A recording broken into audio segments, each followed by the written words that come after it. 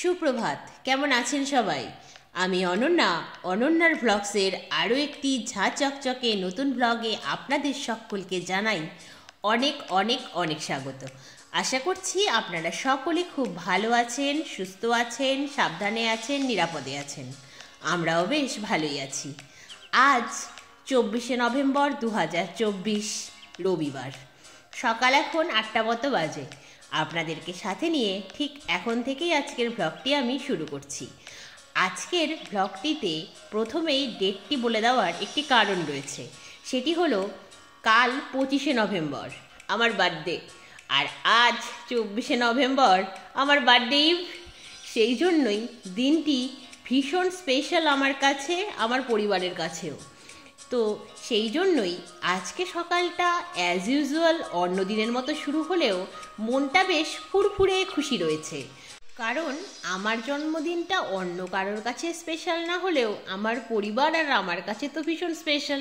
আমার খুশি হওয়ার জন্য কোনো বড় অকেশনের দরকার পড়ে না, জানেন। ছোট ছোট কারণেই আমি ভীষণ খুশি হয়ে যাই।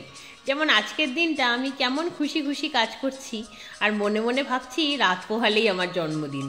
হ্যাঁ, আমি জানি জন্মদিন মানেই বয়সটা 1 বছর বেড়ে যাওয়া ঠিকই, কিন্তু বয়স তো একটা সংখ্যা মাত্র, বলুন।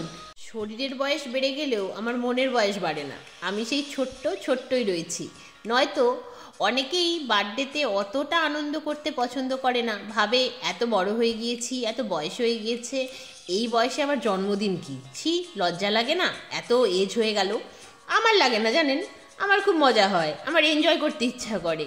আরে বাবা, গোটা বছরে একদিন আসে জন্মদিন, যে দিনটা মায়েরও মনে পড়ে যে আজ থেকে এতগুলো বছর আগে আমার মেয়েটাকে আমি এই দিনে জন্ম দিয়েছিলাম। যে আমাকে সারাদিন মা মা করে ডাকে, আমার কষ্ট হবে বলে নিজের হাত ব্যথা নিয়েও সারাটা দিন টুকটুক করে কাজ করে চলে। তাহলে দিনটা স্পেশাল কিনা বলুন?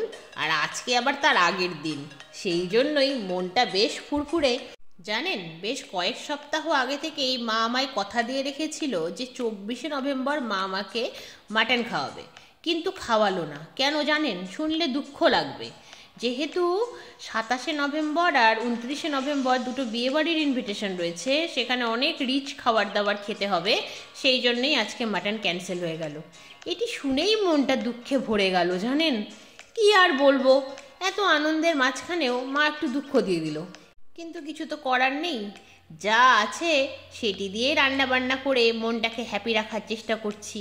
যথারীতি সকালে ঘুম থেকে উঠে অ্যাজ ইউজুয়াল সব কাজকর্মগুলো কমপ্লিট করলাম মায়ের সাথে সাথে। তারপরে চা পর্ব সেরে এক এক করে চিনি, সরষার তেল, আর তার সাথে আজকে কৌটোর মধ্যে ঢেলে ফেললাম বাসমতি চাল। এই বাসমতি চালটি কয়েকদিন আগে স্মার্ট বাজার থেকে কিনে আনা হয়েছিল। ওই যে বললাম আজ আমার বার্থডে ইভ, সেই জন্যই আজকে রান্না হলো বাসমতি চালের ভাত।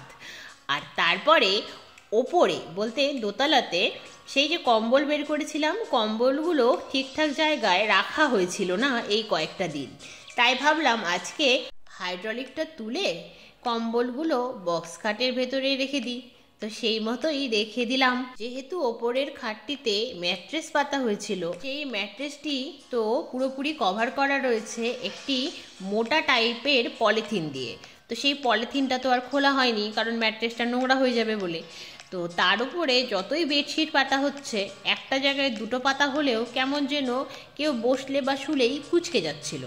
তাই সেদিন যখন কম্বল নামানো হলো, সেদিন একটা কাঁথাও নামানো হয়েছিল। সেই কাঁথাটিকে আজকে ওয়ার পরানো হলো। তারপর কাঁথাটিকে সেই ম্যাট্রেসের ওপরে পেতে তার উপর বেডশিটটা পেতে দিলাম মা আর আমি। দেখলাম আর কুঁচকে যাচ্ছে না, আর বেডশিটটা পাততেও বেশ সুবিধে হলো।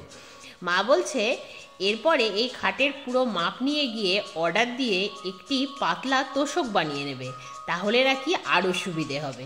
আমি বললাম ঠিক আছে। তারপর যথারীতি ওপর থেকে বলতে দোতলা থেকে নিচে নেমে এলাম।